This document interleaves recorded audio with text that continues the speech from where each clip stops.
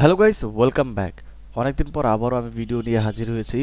Definitely Eid ছিল, ঈদের পুরো একটা সপ্তাহ সিজন ছিল, যেই কারণে ভিডিও আসে নাই। তো এখন থেকে আবার রেগুলার ভিডিও আসবে। এবং আমরা কিন্তু ঈদের সামনে কাজ বন্ধ রাখিনি। কাজ যারা টেলিগ্রাম জয়েন করছে তারা জানে আমাদের কাজ চলতেছিল। তো চলুন প্রেডিকশন শুরু করি। তার আগে বলি, অবশ্যই আপনাদের জন্য আমরা প্রেডিকশন যেটা করে এসেছি সেটা আগে দেখিয়ে দিই। তো চলুন টেলিগ্রাম থেকে আপনাদেরকে ঘুরিয়ে নিয়ে আসি। সো আমরা টেলিগ্রামে এসে পড়েছি। তো চলুন আমরা আমাদের কাজগুলো দেখিয়ে দিই। দেখুন, এখানে দেখতে পারতেছেন হয়তো আমাদের কাজ চলতেছিল। বাকি আমাদের রিপোর্ট কিছু দেখিয়ে দিই, যেখানে আমরা দেখুন এই যে এখানে ডিসিকে উইন দিয়েছিলাম সিএসকে এর বিপক্ষে। এইখানে দেখেন এলএসজিকে উইন দিয়েছিলাম আমরা মুম্বাইয়ের বিপক্ষে।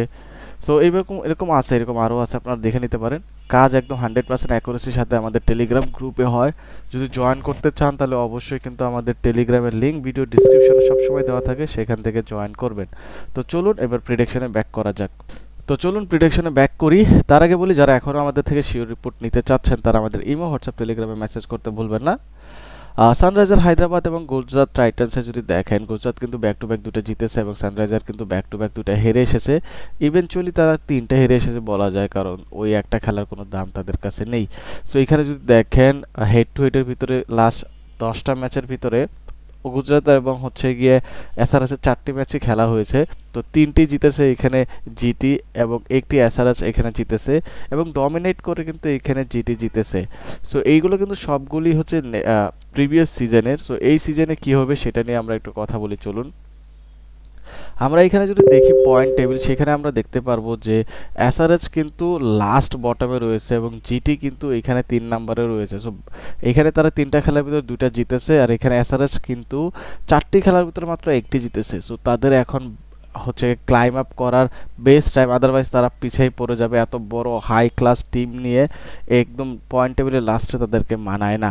আমরা যদি এইখানে দেখি মাঠ এবং গিয়ে ওভারঅল পয়েন্ট অফ ভিউ নিয়ে, এই মাঠে ওভারঅল যদি দেখেন 50% ম্যাচ এখানে গুজরাট উইন করে, মাত্র 40% ম্যাচে এখানে এসআরএস উইন করতে পারে। আর এটা কিন্তু এসআরএস এর হোম গ্রাউন্ড বলতে পারেন। এখানে অ্যাভারেজ রান 170-এর আশেপাশে হয়, যেখানে আমরা লাস্ট টোটাল এখানে কিন্তু দেখেছিলাম যে অ্যারাউন্ড 200 প্লাস গিয়েছিল। এখানে হিউমিডিটি থাকবে 70% আশেপাশের, এবং এখানে যারা পরে ব্যাটিং করবে দ্যাটস মিনস এই গ্রাউন্ডে কিন্তু চেজ হয়। বাট এখন চেজিংয়ের খুব একটা ওই ফ্যাক্টর নাই, কারণ নতুন বল এসেছে। 11 ওভার পরে আপনি নতুন বল নিতে পারেন। সো ওই ডিউ ফ্যাক্টর এখানে কাজ করে না। এখানে পেসারদের জন্য মাঠটা তৈরি করা হয়। সাধারণত এখানে পেসাররা 70% উইকেট নিয়ে থাকে। আর লাস্ট যে দুইটা খেলা এখানে খেলা হয়েছিল, সেই প্রথম খেলাতে কিন্তু এসআরএস উইন করেছিল রাজস্থানে, যেখানে তারা 286 রান করে 242 রান খেয়েও ছিল। সো এইখানে যদি দেখেন এসআরএস এর নেক্সট গেম, যেখানে গিয়ে এসআরএস মাত্র 190 রান করতে পেরেছিল এবং এলএসজি এটা মাত্র 16 ওভারেই চেজ করে নিয়েছিল। তো বুঝতেই পারতেছেন যে এইখানে রান হয়, ইজিলি হয়, এবং এইখানে চেজিংটাও পসিবল। আমরা যদি এখানে একটু কথা বলি প্লেইং 11 নিয়ে, তাহলে আপনারা বুঝতে পারবেন যে কোন টিমটা আসলে কতটুকু স্ট্রং এবং কোন টিমের বিপক্ষে যাওয়া উচিত। আপনারা যদি এখানে প্লেইং 11 অভিষেক শর্মা, কিষান রেড্ডি এবং গিয়ে হ্যান্ডি ক্লাসিং খেলে, আর ট্রেভিস হেড কিন্তু অভিষেক শর্মার সাথে ওপেন করে, বাট দুজনেরই কিন্তু 3টা ম্যাচে কোনো কাজ হয় না এবং ঈশান কিষান মাত্র একটি ম্যাচেই চলতে পেরেছে। সো এই খুব একটা তাদের যে তাবাড়তোড় একটা ব্যাটিং লাইন আছে, এটা তাদেরকে হেল্প করতেছে না। এখানে রেড্ডি এবং ক্লাসিক নিচের দিকে এসে একটু খেলার চেষ্টা করতেছে, বাট খুব একটা তারাও খুব কিছু করতে পারতেছে না, বিকজ উপর থেকে প্রেশার অনেকটা পরেই আসতেছে, কারণ 3টা-4টা উইকেট চলে গেলে তারা কি বাই করবে। এখানে অনিকেত ভার্মা এবং কি ম্যান্ডিস চেষ্টা করতেছিল হোল্ড আপ করার জন্য লাস্ট ম্যাচে, বাট তারাও পারেনি। প্যাট কামিন্স এখানে অ্যাজ আ ক্যাপ্টেন এবং বলার হিসেবে রয়েছে, বাট সেও খুব এক্সপেন্সিভ, বল করলে সে এখানে মার খাচ্ছে। এখানে সিং, হার্ষেল প্যাটেলও মার খাচ্ছে। শামি মোটামুটি ধরে রাখার চেষ্টা করতেছে। আনসারিও প্রথম একটা ম্যাচ ভালো খেললো, পরের দিক দিয়ে তাকে আর ওইভাবে দেখা যাচ্ছে না। সো ওভারঅল যদি তাদের টিমের পারফরমেন্স দেখেন, নিচের দিকেই গেছে, উপরের দিকে কিন্তু আসেনি। অন দ্য আদার হ্যান্ড যদি আমরা এখানে গিয়ে গুজরাতের কথা বলি, গিল এবং গিয়ে সাই সুদর্শন ওপেন করে এবং তারা কিন্তু দুর্দান্ত গিয়ে খেলতেছে। বিশেষ করে সাই সুদর্শন প্রত্যেকটা ম্যাচে রান করতেছে। তাদের টিমকে যখন আর্লি উইকেট পড়তেছে সেটাকে ধরে নিয়ে একদম মিডল ওভার বা গিয়ে এন্ডের দিকে নিয়ে যাচ্ছে, শেষের দিকে নিয়ে যাচ্ছে। এবং জস বাটলারও লাস্ট ম্যাচে ফর্মে এসে পড়েছে। এইখানে যদি গিয়ে আমরা শাহরুখ খানের কথা বলি, ত্রিপাঠিয়ার কথা বলি, রাশিদ খান কথা বলি, তারা এখনও হচ্ছে গিয়ে তেমন খুব একটা ফর্ম দেখাতে পারে নাই। বোলিংয়ের দিক দিয়েও রাশিদ খান খুব একটা কিছু করতে পারতেছে না। সাই কিশোর এখানে দুর্দান্ত বল করতেছে, রাদারহুড এসে ফিনিশ করার চেষ্টা করতেছে।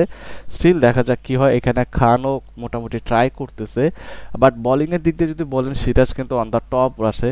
লাস্ট ম্যাচেও সে 3 উইকেট প্লাস নিয়েছিল। সো সিরাজ এখন খুব ভালো পারফরমেন্স। তার সাথে সাই এখানে কিশোর, সরি এখানে প্রাসিদ কৃষ্ণা, সেও দুর্দান্ত বল করতেছে। ঈশান শর্মা তাকে হেল্প করছে। ওভারঅল তাদের স্কোয়াড কিন্তু উপর দিকেই গেছে। সো এইখানে যদি হেড টু হেড পারফরমেন্সের দিকে বলি, প্লেয়ার টু প্লেয়ার, সেখানে জিটি ডেফিনেটলি এগিয়ে থাকবে।